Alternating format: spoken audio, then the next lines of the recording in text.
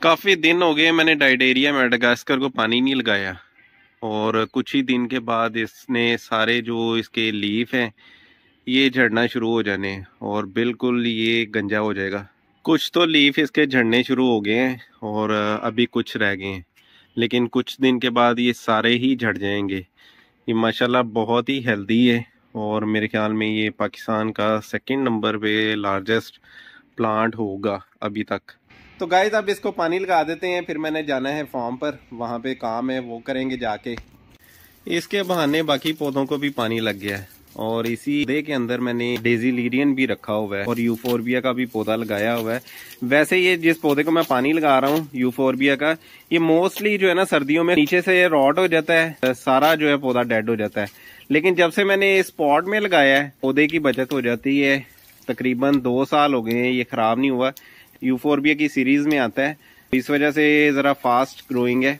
तो 2 साल में ये माशाल्लाह इसने ग्रोथ की है। पानी थोड़ा कम लगने की वजह से कुछ इसकी जो की शाखें हैं वो टिल्ट कर गई हैं। जैसे ये एक शाख है ये नीचे गिरी हुई है, एक नीचे इस तरफ गिरी हुई है। अस्सलाम वालेकुम, welcome back to my YouTube channel. उम्मीद है कि आप सब दोस्त खैरियत से होंगे। तो दोस्तों कुछ ही दिन के बाद मुझे लगता है कि यहाँ पे फार्म पे बहुत ज़्यादा काम बढ़ने वाला है।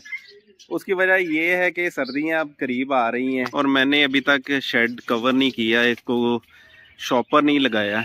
मैं अभी वेट कर रहा था क्योंकि अभी मौसम थोड़ा सा गर्म है तो अभी तो गुजारा हो रहा है लेकिन जैसे जैसे दिन गुजरते जाएंगे तो यहाँ पे जो है ना ठंडक बढ़ती जाएगी। जो कोहरा है वो पौधों को डिस्टर्ब करेगा। मेन इशू जो आता है यहाँ पे वो कोहरे का ही आता है, क्योंकि कोहरा जब पड़ता है तो पौधों के ऊपर वो ब्लैक स्पॉट्स छोड़ जाता है। तो वो ब्लैक स्पॉट जो है कुछ देर के बाद बहुत ही बुरे लगने शुरू हो जाते हैं, तो उससे बचाना होता है।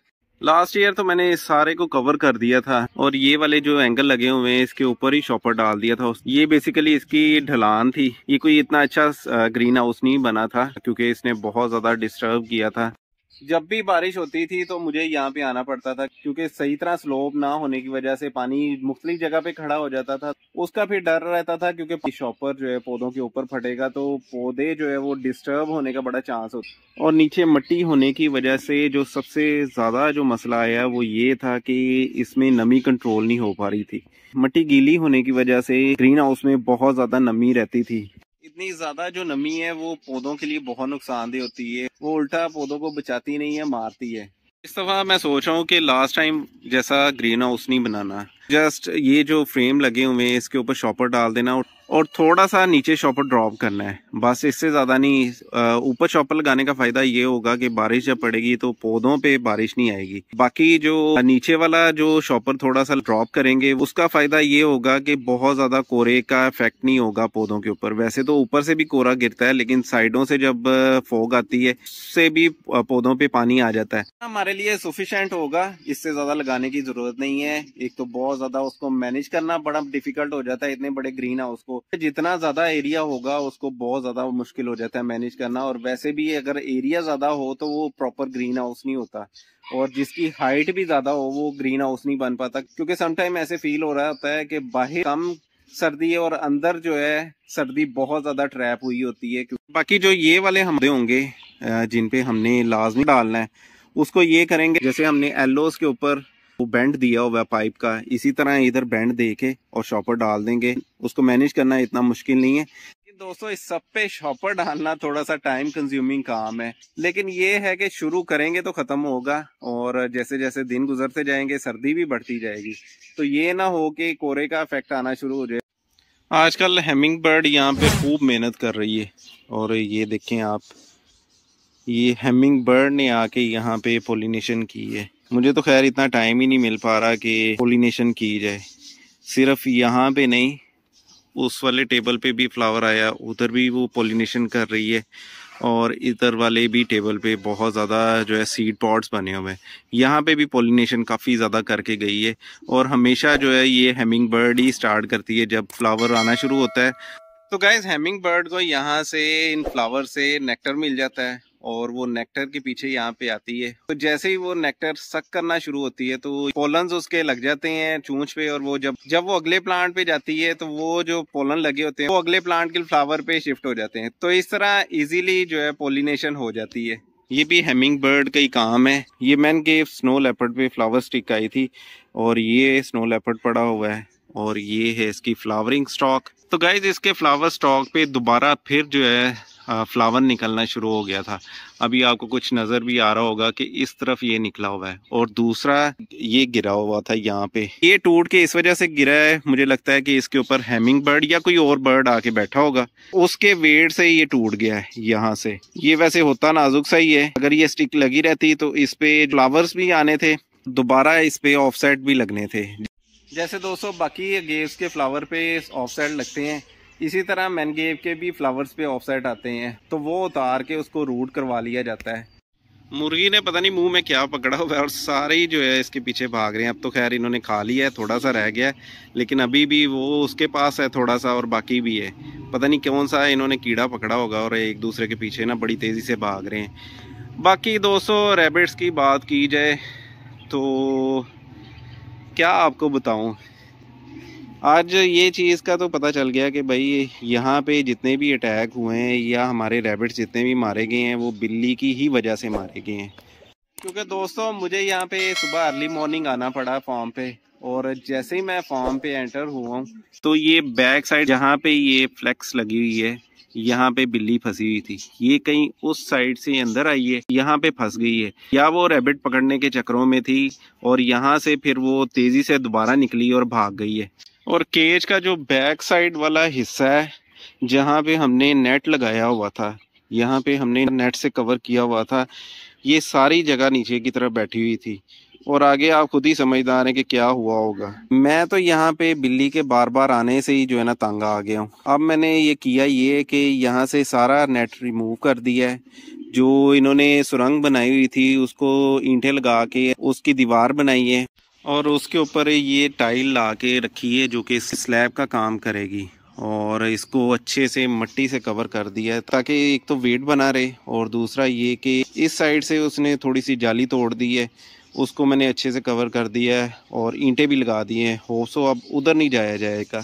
और जो यहाँ पे हम नए रैबिट्स लेकर आए थे उनमें अब लड़ाई बहुत ज़्यादा हो रही है। ये ब्लैक वाला रैबिट है, ये इनको बहुत ज़्यादा मार रहा है। तो नए वाले हैं ये अब इधर उधर भाग रहे हैं, और जब से बिल्ली का अटैक होना शुरू हुआ है ये रैबिट भी अब सुस्त होना शुरू हो गए हैं। तो गाइस जो हमने सेंटिनेंट पिजन के नीचे 2 एग रखे हुए थे, बल्कि 3 एग पड़े हुए थे, एक तो हैच हो गया था और उसके अंदर से गोल्डन सबराइड का बच्चा भी निकला था, लेकिन वो सरवाइव नहीं कर सका, शायद उसको हीट कम मिली है इस वजह से। लेकिन जो अब 2 रह गए हैं उनको भी निकाल लेते हैं। पिजन तो अब बैठते नहीं है और ऐसे ही पड़े हुए हैं, शायद वो अपने एग दे दें, तो ऐसे ही उनको रखा हुआ है। इनका केज भी अब काफ़ी गंदा हो गया है, इसको भी साफ कर लेंगे।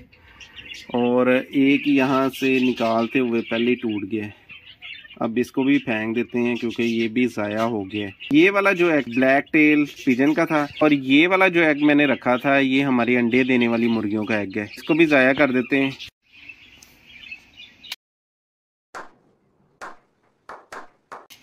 ओहो इधर ही गिर गया है।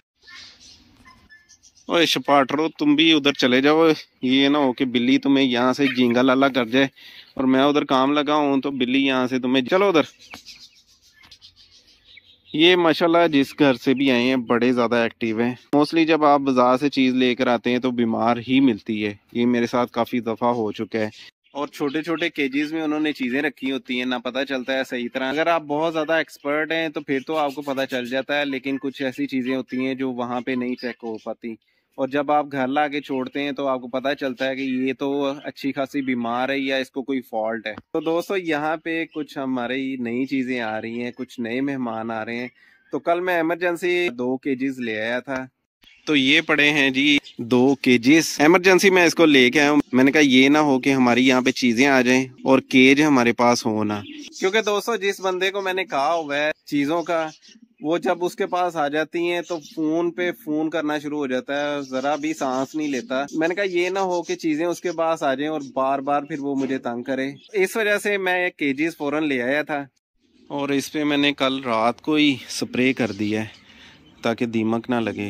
वैसे जितने भी हम पहले लेकर आए हैं केजीज उन सब पे किया है, सिवाय जो ये लेकर आए हैं इस पे मैंने स्प्रे नहीं किया, क्योंकि जब मैं ये लेके आया था तो उस टाइम मेरे पास चकोर भी थी, तो मैंने कहा कि स्प्रे करूंगा, फिर मैं फ़ौरन इनको केज के अंदर नहीं डाल सकूंगा। इस वजह से इस वाले को मैंने स्प्रे नहीं किया, लेकिन ये वाले जो केजेस लेकर आए हैं इसके ऊपर मैंने स्प्रे कर दिया है। यहाँ पे दीमक बहुत ज़्यादा है और बहुत जल्दी जो है लकड़ी को खा लेती है। ये वैसे भी केजेस ज़रा डिफरेंट वुड से बने हुए हैं, ये सॉलिड वुड के बने हुए हैं, और जो ये वाले जितने भी केजेस हैं ये नरम लकड़ी के बने हुए हैं। इस वाले केज की थोड़ी लाइफ ज़्यादा होगी बनिस्बत ये वाले केजेस के। इस टाइम हमारी चकोर जो है मुसलसल कोशिश में है कि मुझे भी किसी तरह निकाल दें। अगर इसको मैंने निकाल दिया तो फिर पता नहीं पकड़ना कैसे है, क्योंकि ये बहुत ही तेज़ी से भागती है और ये ना हो कि फिर दोबारा पकड़ी ना जाए। अभी 6-7 दिन इसको इसी के अंदर रहने देते हैं ताकि इसको आदत पड़ जाए स्टेज की। ये वाला रैबिट ना हमारा थोड़ा सा ना सुस्त हुआ है, और पता नहीं क्या वजह है, या तो ये बिल्ली से सहमा हुआ है इस वजह से ऐसे है, या शायद कोई बीमारी की शुरुआत है। इसको मैं सोच रहा हूँ कि ब्रूफेन ला के पिलाया जाए ताकि अगर बीमार हो भी रहा है तो ये ठीक रहे। तो अब यहाँ से ब्रूफेन ले लेते हैं। मुझे लगता है कि ये जो है केज के अंदर से ही पी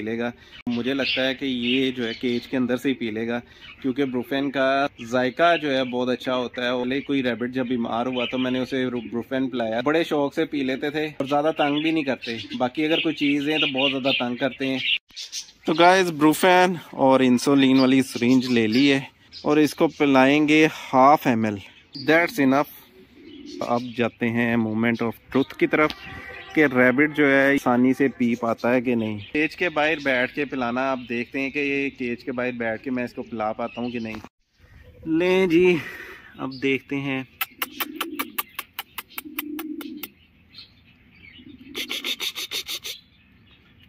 रैबिट आने का नाम नहीं ले रहा,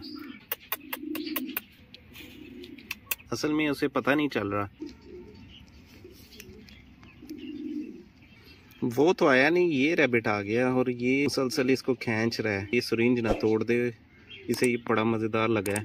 इसके ऊपर ना मैंने थोड़ी गिराई है ताकि इसको पता चले, वो ना उसको वहाँ से उतार के और जो है ना उसको चाट रहा है अब मेडिसिन को। कोशिश बड़ी की है लेकिन वो अब उधर जाके बैठ गया, यहाँ से नहीं पिएगा। काफी ज्यादा दिन हो गए हैं, हमने जो एरियोकार्पस की सीड्स लगाए थे उसकी अपडेट नहीं देखी। मैं भी भूल गया था आपको अपडेट देना और मैंने खुद भी नहीं देखा। काफी दिन बाद मैं चेक करने लगा हूँ और अल्लाह करे कि कोई अच्छा रिजल्ट ही निकला हो।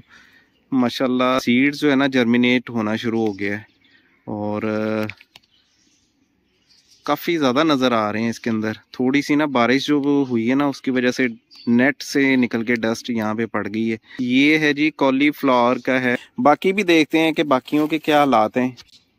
यहाँ से मैंने एक और रैंडमली उठाया है और आप देख सकते हैं सीड की जर्मिनेशन एक तो अच्छी हो रही है, दूसरा हेल्दी जर्मिनेशन हो रही है। ये नहीं है कि सीडलिंग वीक हो, इसके अंदर लगता है कोई वीड भी उग गई है। इस तरह की कोई वीड आपके सीडलिंग कंटेनर में उग जाए तो फौरन रिमूव करते हैं, क्योंकि ये बाद में बहुत ज्यादा तंग करती है, बहुत ज्यादा डीप रूट्स चले जाती हैं। तो जब निकालेंगे तो उसके साथ आपकी सीडलिंग भी डिस्टर्ब होगी।